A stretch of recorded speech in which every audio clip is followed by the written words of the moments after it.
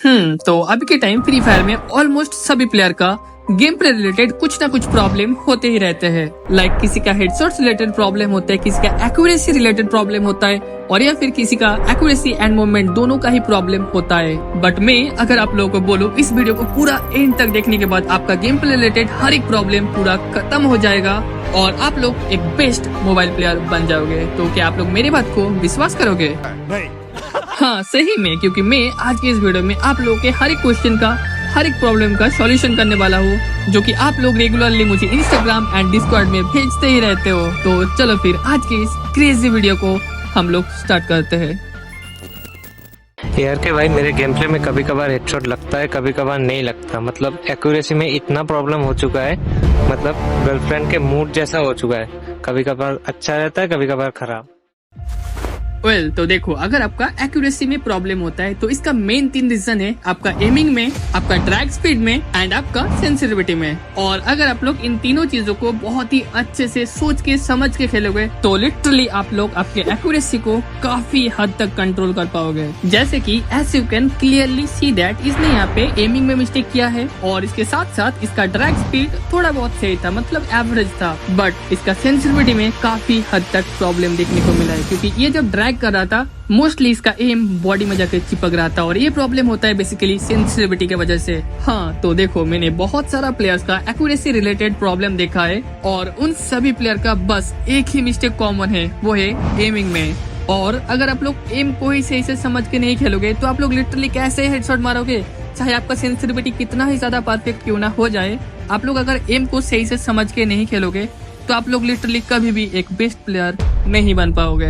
और एम को समझना भी बहुत ज्यादा इजी है भाई। लाइक इसके लिए कोई मैजिक साइंस की जरूरत नहीं पड़ता। लाइक यू नो, बस आप लोग जब एनिमी के ऊपर फायर करोगे उस टाइम पे आपका एम को एनिमी के हेड एंड चेस्ट के अराउंड रखना है, और इसको बोलते हैं परफेक्ट एम। बट आप लोग क्या करते हो, कभी एम को इस तरफ रख देते हो, कभी उस तरफ रख देते हो, कभी नीचे कर देते हो, कभी ज्यादा ही ऊपर कर देते हो, और इसी एक छोटी सी गलती की वजह से आपका भी हेडशॉट्स नहीं लगता है। तो इसीलिए आप लोग जब भी प्रैक्टिस कर रहे होंगे, जब भी आप लोग ड्रिल्स कर रहे होंगे, तब आप लोग एमिंग को बहुत अच्छे से फोकस रख के खेलना। एंड आफ्टर दैट इसने एक और छोटा सा मिस्टेक किया है, जो कि है इसका सेंसिटिविटी में। Like you can clearly see that इसने जब फायर कर रहे हैं इसका मोस्टली एम बॉडी में जाके स्टक हो रहा है, और इसका जो एम स्टक हो रहा है इसका मेन रीजन एक ही है, कम सेंसिटिविटी या फिर कम DPI। लाइक ये अगर अपना जनरल सेंसिटिविटी को 25 या फिर 30 तक बढ़ाएगा तो आई थिंक सो इसका एम स्टक नहीं होगा और ये इजीली हेडशॉट मार पाएगा। एंड इसके दूसरी तरफ ऐसा भी बहुत सारा प्लेयर रहता है जिसका एम फायर करने के टाइम ज्यादा से ज्यादा ओवर ट्रैक होता है।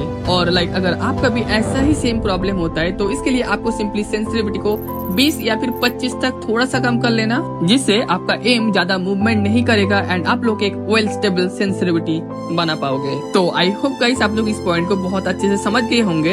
एंड आफ्टर दैट अभी हम लोग बात करेंगे drag technique and fire technique के बारे में।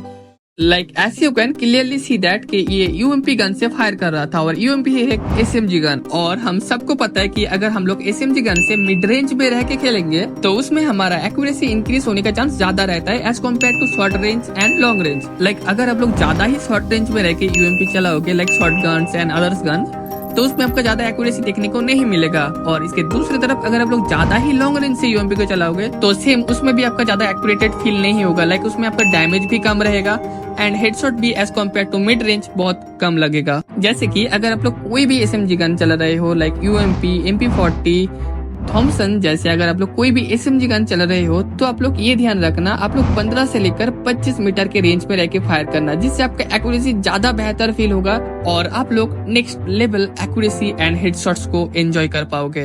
हाँ सही में, अगर आप लोग SMG गन से 15 से लेकर 25 मीटर या फिर 30 मीटर के रेंज को मेंटेन करके एंड इसके साथ साथ एम को स्टेबल करके अगर आप लोग ड्रैग करोगे तो आपका 100% हेडशॉट लगने का चांस रहेगा। तो आई होप गाइस आप लोग इस पॉइंट को बहुत अच्छे से समझ गए होंगे। एंड आफ्टर दैट अभी हम लोग बात करने वाले सबसे ज्यादा मोस्ट अवेटेड 100 के स्पेशल Q&A वीडियो के बारे में, जो कि मैं 300 के में बनाने वाला हूँ। खराब हो जाएगा, मैं माँ अम्मा बहन पे आ जाऊंगा, मैं इनकी अम्मा बहन पे आ जाऊंगा। तो इसीलिए आप लोग वीडियो कंप्लीट होते ही कम्युनिटी पोस्ट में जाके कमेंट्स का बरसात कर दो, और हाँ कुछ उल्टा सीधा मत पूछ लेना, ठीक है। एंड आफ्टर दैट अभी हम लोग बात करेंगे हमारे इस वीडियो का one of the best problem and उसके सॉल्यूशन के बारे में। यार के भाई, आजकल इतने गेम प्ले स्टाइल्स आ गए कि समझ नहीं आ रहा कौन से टाइप के प्लेयर के अगेंस्ट कौन से स्टाइल से खेलूं। कभी कोई जंप शॉट मार के चला जाता है, कभी कोई रीलोड शॉट मार के चला जाता है। तो मुझे इसके रिगार्डिंग कोई सॉल्यूशन दो ताकि मैं भी बहुत खतरनाक हेडशॉट मार सकता हूँ। तो सबसे पहले अगर आपको 1 वर्सेस 1 में एक बेस्ट प्लेयर बनना है तो इसके लिए आप लोगों को आपके ओपोनेंट का हर एक मूव को, हर एक टैक्टिक्स को, हर एक प्लेइंग स्टाइल को समझ के खेलना बहुत ज्यादा इंपॉर्टेंट होता है। क्योंकि अगर आप लोग आपके ओपोनेंट का प्लेइंग स्टाइल को समझ के नहीं खेलोगे तो आप लोगों को आपके ओपोनेंट इजीली हरा सकता है। लाइक फ्री फायर में बहुत सारा प्लेयर्स रहते हैं, उसमें से कुछ प्लेयर बवंडर global style like tornado global style में खेलना पसंद करते हैं और कुछ player jump and wall technique में भी खेलना पसंद करते हैं एंड कुछ प्लेयर जंप एंड स्विचिंग करके भी खेलना पसंद करते हैं एंड अगेन कुछ प्लेयर होल्ड फायर करके खेलना पसंद करते हैं, लाइक एलिवेटर स्टाइल में खेलना पसंद करते हैं। तो ये अगर आपको भी जानना है कौन से एनिमी के अगेंस्ट कौन से स्टाइल में आपको गेम प्ले करना चाहिए तो इसके लिए आप लोग इस पॉइंट को बहुत ही ज्यादा अच्छे से समझना। लाइक अगर आपका एनिमी एलिवेटर स्टाइल में मतलब होल्ड एंड फायर करके खेलता है और या फिर आपका एनिमी बवंडर मतलब टोर्नेडो स्टाइल में खेलता है एंड अगेन अगर आपका एनिमी जंप ग्लोबल स्टाइल में खेलता है और हम लोग इन तीनों ही डिफरेंट गेम प्ले स्टाइल को एक ही टेक्निक से हम लोग इजीली काउंटर कर सकते हैं और वो है टिपिकल रशिंग टेक्निक। और वो कैसे करेंगे मैं आप लोग को आगे गेम प्ले के अंदर समझा देता हूँ। जैसे कि as you can clearly see that यहाँ पे जो मेरा एनिमी है वो एक्चुअली में ग्लोबल एंड फायर टेक्निक में खेल रहा है लाइक एलिवेटर एफएफ और इसको भी हम लोग बहुत ज्यादा इजीली टैकल कर सकते हैं। लाइक आप लोग भी मेरे तरह बैक टू बैक ऐसे ही ग्लोबल को पुट करते हुए रश करते जाना और फाइनली आप लोग जब एनिमी के एकदम क्लोज आ जाओगे उस टाइम पे आप लोगों को सिंपली जिग जैक मूवमेंट करना है। और यहाँ पे मैं आप लोगों को जिग जैक मूवमेंट करने के लिए क्यों बोल रहा हूँ मैं आप लोगों को आगे वीडियो के अंदर समझाता हूँ। लाइक देखो जितने भी सारे प्लेयर होल्ड एंड फायर करके खेलते हैं उन सभी प्लेयर चाहते हैं कि आप लोग पहले जाके कुछ मिस्टेक करो, आप लोग जाके पहले कुछ गलतियां करो एंड उसका फायदा वो लोग उठाए। तो इसलिए इस प्लेइंग स्टाइल को काउंटर करने के लिए एक ही बस one of the best strategy है, आप लोग सिंपली मेरी तरह एक एक करके ग्लोबल को पुट करते हुए रश करते जाना एंड फाइनली आप लोग जब एनिमी के एकदम क्लोज आ जाओगे उस टाइम पे आप लोग सिंपली जिगजैग मूवमेंट करके एनिमी के राइट साइड या फिर लेफ्ट साइड में आ जाना। और इससे क्या होगा, इससे सिंपली एनिमी का एम सही से कनेक्ट नहीं होगा, एनिमी का रिकॉइल हो जाएगा और आपको एनिमी फायर पोजीशन में दिखने को मिलेगा या फिर ग्लोबल लगाते हुए पोजीशन में दिखने को मिलेगा और इसी चीज का फायदा उठा के आप लोग एनिमी को इजीली नॉक डाउन कर सकते हो। तो आई होप गाइस आप लोग इस चीज को बहुत ही ज्यादा अच्छे से समझ गए होंगे एंड आफ्टर दैट अभी हम लोग बात करेंगे अगर आपका एनिमी बवंडर स्टाइल में या फिर टोर्नेडो स्टाइल में गेम प्ले करता है तो उसको हम लोग कैसे काउंटर करेंगे। तो देखो इस गेम प्ले स्टाइल को काउंटर करना भी काफी ज्यादा इजी है। हाँ सही में, जैसे कि as you can clearly see that यहाँ पे जो मेरा एनिमी है वो एक्चुअली में बवंडर स्टाइल में गेम प्ले कर रहा है और आपको बवंडर गेम प्ले स्टाइल को काउंटर करने के लिए बस एक ही टिप्स को फॉलो करना है। लाइक देखो जब आपका एनिमी ऐसे ही बवंडर स्टाइल में गेम प्ले कर रहे होंगे एंड उस टाइम पे आप लोग सिंपली एनिमी के लेफ्ट साइड में या फिर राइट साइड में मेरे तरह 2 या फिर 3 जंप करके आगे जाने पर आप लोगों को एनिमी कुछ ऐसे पोजीशन एंड ऐसे पोजीशन में भी दिखने को मिलेगा और इस पोजीशन में लिटरली एनिमी को मार पाना बहुत ज्यादा इजी होता है।